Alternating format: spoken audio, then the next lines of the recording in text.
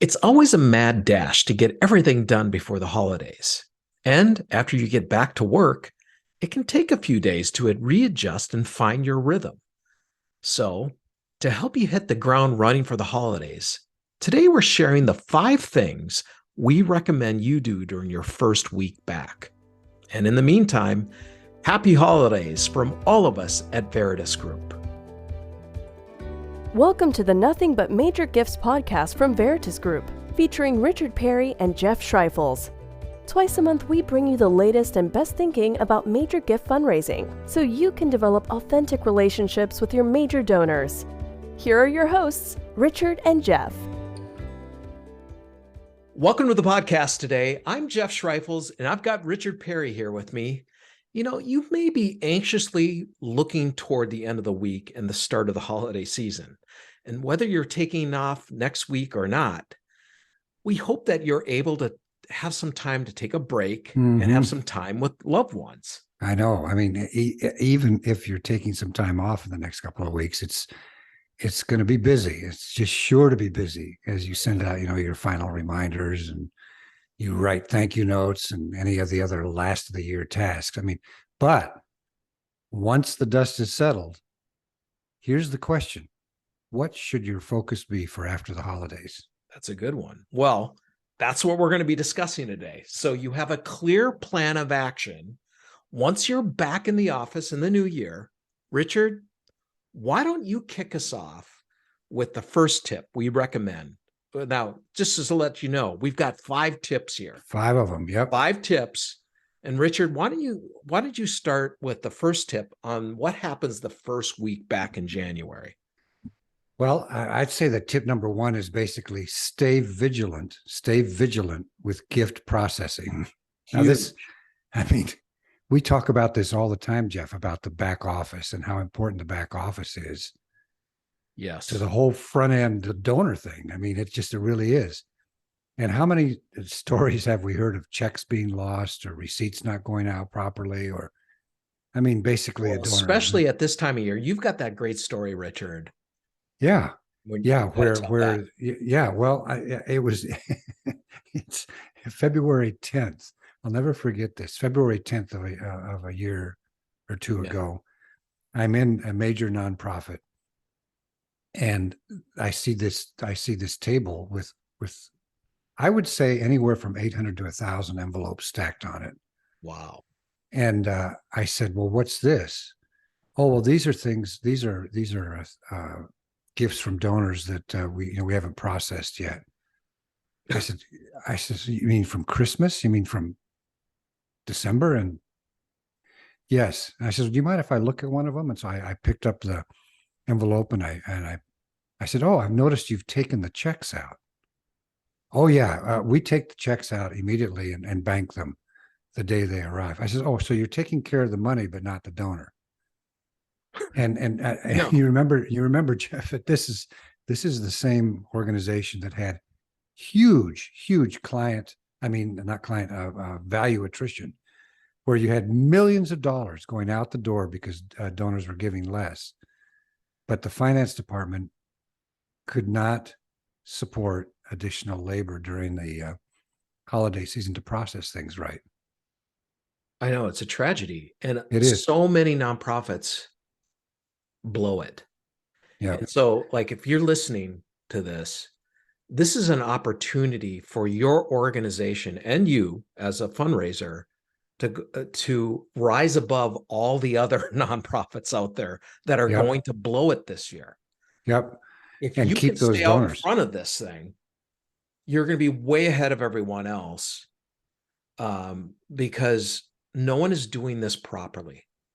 And so this is why you're saying, hey, this is probably the number one thing you do when you get back is look at all the gifts that have come in. Are they being receipted properly? But not just that. Also, Richard, it's, are you doing it the right way as far as, yes, are you getting the receipt letter out? But also for those donors that are giving those big gifts, are you thanking them properly? Handwritten. Yep. Are you exactly. calling them? All of those things. The thank you notes. if a gift was supposed to be received by year end and you don't see it posted, Yeah. where is it? What's going on? I mean, in other words, be vigilant, stay vigilant about gift processing and everything that's happening on the back end. Very, very important. All right. So that's tip number one. Stay vigilant about gift processing. Thank your donors promptly. All right. Here's the second tip. Do a year-end review. Yep. So this is a great time, like now that the year is done, everything's, you've done all this work in December and everything else through the whole year. Now's the time to dedicate some chunk of your time in that first week back and look at what were the strategies that worked for you, what didn't. Yep.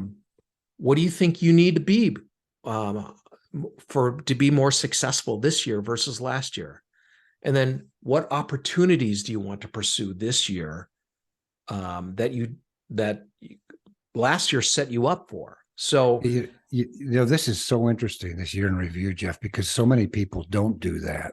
No, because they just keep going, right? You just keep going and doing the same. Well, we both know, and anyone listening knows that there's a whole bunch of stuff that doesn't work and there's a bunch of stuff that does work. Well, what is that?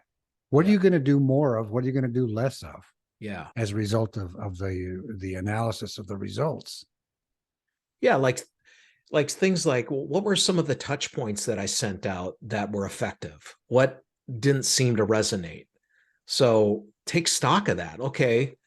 A majority of the donors that I sent this out to, I didn't hear a peep from, but when I did this kind of a touch point, yep. Gosh, I heard, okay, what were the differences there? What do I need to do differently this year? Yep. So important to have critical thinking in that. All right. Tip number 3, do a caseload review and prepare for a refresh. And what we mean by that is now you've gotten past at least here in the United States, you've gotten past the biggest giving season. And so you now know what the donor has done or not done. Right. And so now you have to start assessing that. Oh, this donor, I expected this, but apparently they've gone away. Hopefully, you know why they have. Right. But maybe you need to move some donors to mid-level or back into direct mail, or there's something else you need to adjust. The point is to look at all of that and reassess the entire caseload in terms of, should they be on the caseload? Should they be in a different tier? A complete review. I mean, we basically suggest a refresh of a caseload every 6 months. That's right. Every 6 months. So December, July, somewhere in there. I mean, January, July. Yeah. After the year end. So it's very, very critical to do that caseload review. Don't just, we find so many caseloads, Jeff, they just keep going with them. No, I know. And that's why you see these large caseloads, because they just keep people on and adding people. Yep. I mean, yep. So that's tip number 3, do a caseload review and prepare for a refresh, which means you're actually going to do a refresh. You're not just going to oh, well, it's fine. We'll just keep going. Yeah. All right. Good one. Tip number 3. Now, this is tip number 4, and this is a little different, but make time to thank your team for all their hard work. So this is your internal team, all the people that help you be successful as a frontline fundraiser. And so what that means is you're reaching out to finance, the program people, the back end people that are receiving gifts, all the people that help you do what you do. There might be even volunteers or even your other fellow frontline fundraisers that work with you. You've done all this hard work, especially in December. Everyone's killing it. They're working extra hours. I know, they're worn out. Doing everything. They're worn out. This is the time to write those little thank you notes, take some people up to lunch, all the things that allow you to show your gratitude towards your colleagues. So that's the outward facing tip. Yeah. And the inward facing tip is the tip number 5, take some time for self-care. Now, even if you took some time off over the holidays, you still need to make some time and effort to prioritize your self-care to get back to work. I mean, so much happens after the year end where frontline fundraisers, development directors and so on, just like cannot catch their breath. Right. And the holidays can be a very draining and in a different way. You've just made it. You got to deal with family and all that stuff. I know. and so you got to really take a moment to identify your accomplishments and really celebrate your successes. And you don't need to feel like you got to just rush back in at full force into the work. Now, Jeff, we're saying this as if the person listening actually has control over all of that. I mean, so you have to, but you know, to the extent you can, you've got to take care of yourself, or you won't be your best self for the work the important work you got to do. Exactly. All right. So let's just quickly go over these tips again, just to let you remind you. First of all, stay vigilant with your gift processing. Thank people appropriately and promptly.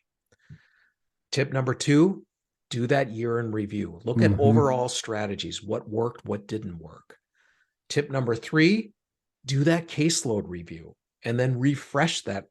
Remember, no more than 150 donors on that portfolio.